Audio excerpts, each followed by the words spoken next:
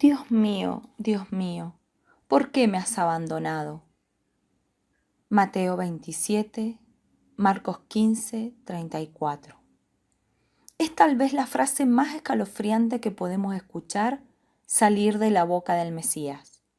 Nos quedamos pasmados frente a esta situación de la cruz en la cual el Hijo de Dios parece sentirse abandonado por su Padre. Por otra parte, ¿cómo no sentirse abismalmente alejado de su Padre cuando en su propia persona ha asumido el pecado del mundo? En ese momento, en su propio ser, estaban acumulados los pecados, las iniquidades, las rebeldías de todas las generaciones de la humanidad. Así lo describe con claridad la profecía que Isaías había pronunciado algunos siglos antes de que naciera Jesús. Una profecía enigmática que vaticinaba los tormentos salvadores de un siervo de Dios, que vendría para ser aplastado con el sufrimiento, para expiar las faltas de las multitudes. Así dice esa visión profética, que resultó ser la de la pasión de Jesucristo. Despreciado, desechado por los hombres, abrumado de dolores y habituado al sufrimiento, como alguien ante quien se aparta el rostro, tan despreciado que lo tuvimos por nada. Pero Él soportaba nuestros sufrimientos y cargaba con nuestras dolencias, y nosotros lo considerábamos golpeado, herido por Dios y humillado. Él fue traspasado por nuestras rebeldías y triturado por nuestras iniquidades. El castigo que nos da la paz recayó sobre Él, y por sus heridas fuimos sanados.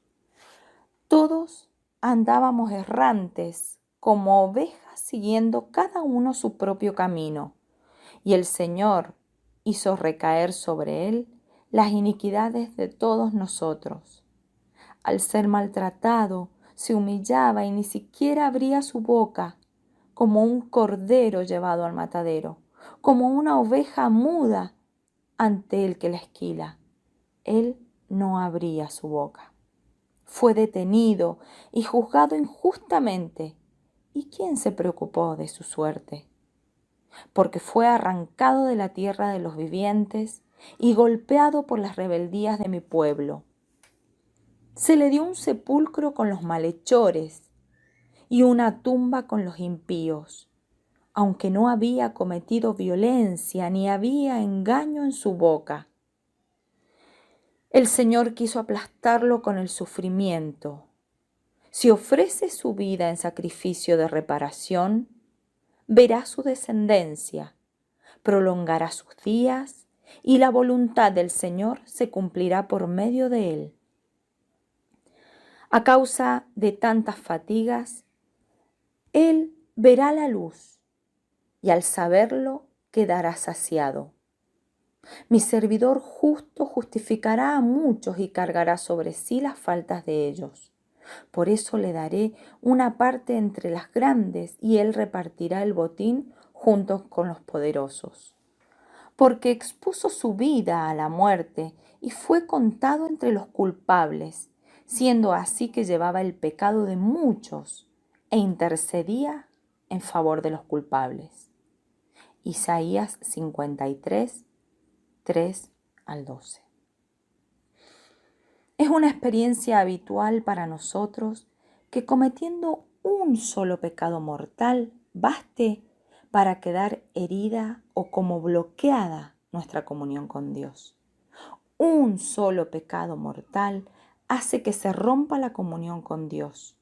Solo uno nos hará sentir distantes de Dios. Y si solamente un pecado hace que perdamos la unción interior, si nada más que uno hace que perdamos el estado de gracia, como nos enseña el Catecismo de la Iglesia Católica, ¿cómo se habrá sentido Jesús llevando en su alma los pecados de todos los mortales de su época y de las demás generaciones de la humanidad de todos los tiempos. ¿Cómo no va a decir, Dios mío, ¿por qué me has abandonado? ¿Quién puede sentir la cercanía de Dios habiéndose convertido, como nos enseña San Pablo, en carne de pecado? Porque Dios lo identificó con la carne de pecado, dice San Pablo. Es decir, lo hizo idéntico al pecado.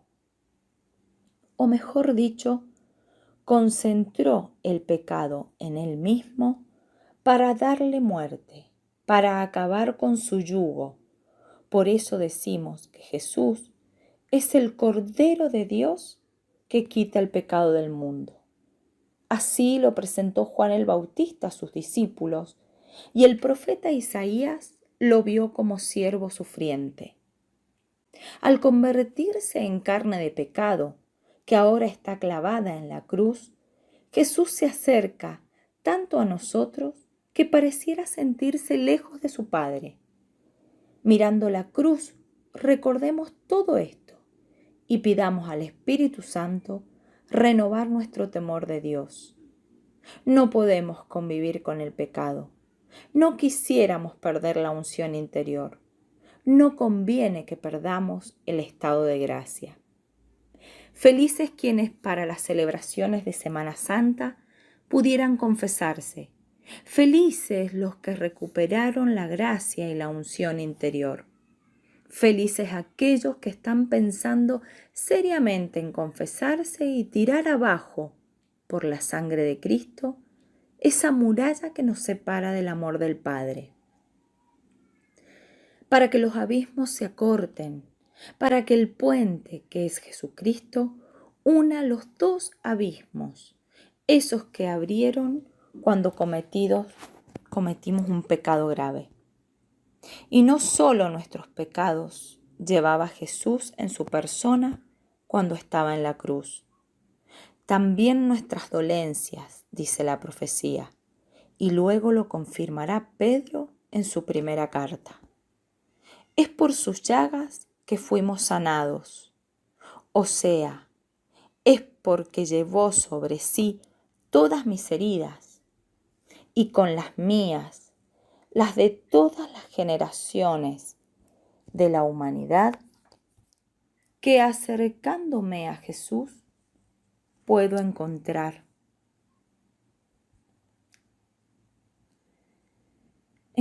la sanación y el sentido de todo dolor que sobrevenga a mi vida. Por último, las palabras de Jesús crucificado: Dios mío, ¿por qué me has abandonado? Son las primeras palabras de un salmo. El Hijo de Dios parecía sentirse lejos de su Padre. Sin embargo, Él estaba rezando. Jesús crucificado estaba orando con la Biblia.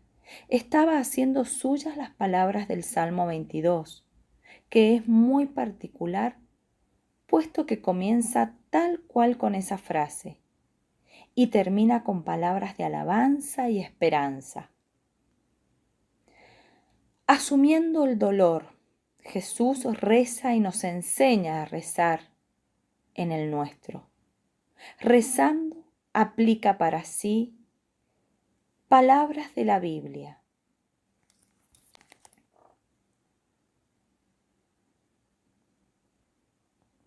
Lleva cada detalle de su dolor a la presencia de Dios, que parece lejano, aunque en realidad no sea así. En medio de los tormentos, confía su suerte a Dios y sabe que al final las cosas serán diferentes.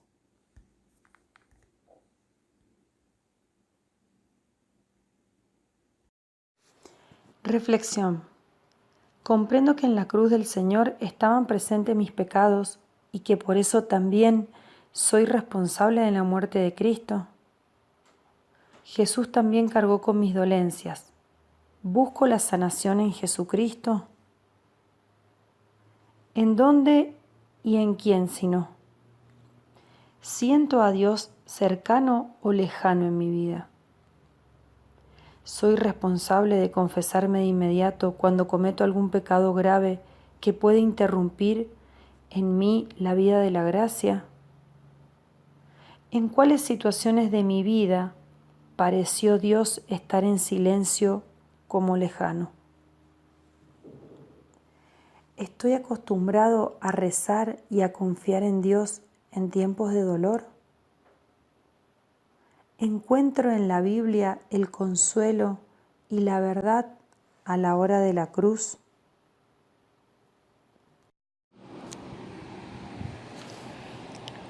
Intercesión. Pedimos al Señor que nos renueve la conciencia de pecado. Vivimos en una sociedad que la pierde cada vez más, que día a día niega la realidad del pecado o la tapa. Siempre que la enmascara, nos enseña a no hacernos cargo de nuestras rebeldías y de nuestras iniquidades.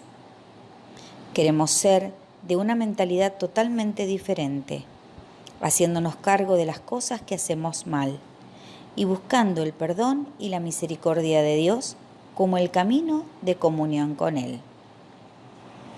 A cada intención recemos: no nos abandones, Señor. Para que seamos mujeres y hombres íntegros. No nos abandones, Señor. Para que busquemos en Jesús el perdón y la paz. No nos abandones, Señor. Para que seamos ciudadanas y ciudadanos responsables. No nos abandones, Señor. Para que aprendamos siempre a volvernos a ti en tiempos de dolor. No nos abandones, Señor.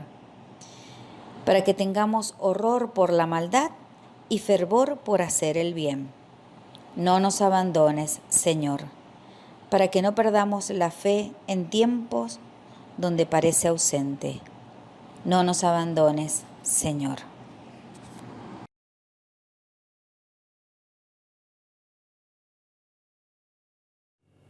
Le invito a orar con este salmo de la Biblia. Es un pasaje del Salmo 22. Aprecie la sutileza de los detalles, con los cuales parece estar describiéndose la pasión de Jesucristo. Tenga en cuenta que este salmo se escribió siglo antes de su venida. Observe cómo un padecimiento tan dramático luego termina en la alabanza. Subraye solo una frase, aquella que le toque más el corazón, y repítala durante toda la jornada en cuanto se acuerde. Dios mío, ¿por qué me has abandonado? ¿Por qué estás lejos de mi clamor y mis gemidos? Te invoco de día y no respondes, de noche y no encuentro descanso. Y sin embargo, tú eres el santo que reina entre las alabanzas de Israel. En ti confiaron nuestros padres, confiaron y tú los libraste, clamaron a ti y fueron salvados, confiaron en ti y no quedaron defraudados. Pero yo soy un gusano, no un hombre. La gente me escarnece y el pueblo me desprecia. Los que me ven se burlan de mí, hacen una mueca y mueven la cabeza diciendo: confío en el Señor, que Él lo libre, que lo salve, si lo quiere tanto. Tú, Señor, me sacaste del seno materno, me confiaste al regazo de mi madre. A ti fui entregado desde mi nacimiento, desde el seno de mi madre. Tú eres mi Dios. No te quedes lejos, porque acecha el peligro y no hay nadie para socorrerme. Me rodea una manada de novillos, me acorralan toros de Basán, abren sus fauces contra mí como leones rapaces y rugientes. Soy como agua que se derrama y todos mis huesos están dislocados. Mi corazón se ha vuelto como cera y se derrite en mi interior. Mi garganta está seca como una teja y la lengua se me pega al paladar. Me rodea una jauría de perros, me asalta una bandada de malhechores, taladran mis manos y mis pies me hunden en el polvo de la muerte. Yo puedo contar todos mis huesos, ellos me miran con aire de triunfo, se reparten entre sí mi ropa y sortean mi túnica. Pero tú, Señor, no te quedes lejos. Tú, que eres mi fuerza, ven pronto a socorrerme, libra mi cuello de la espada y mi vida de las garras del perro. Sálvame de la boca del león, salva a este pobre de los toros salvajes. Yo anunciaré tu nombre a mis hermanos, te alabaré en medio de la asamblea, alábenlo los que lo temen al Señor, glorifícanlo descendientes de Jacob, témanlo descendientes de Israel, porque él no ha mirado con desdén, ni ha despreciado la miseria del pobre, no le ocultó su rostro y lo escuchó cuando pidió auxilio.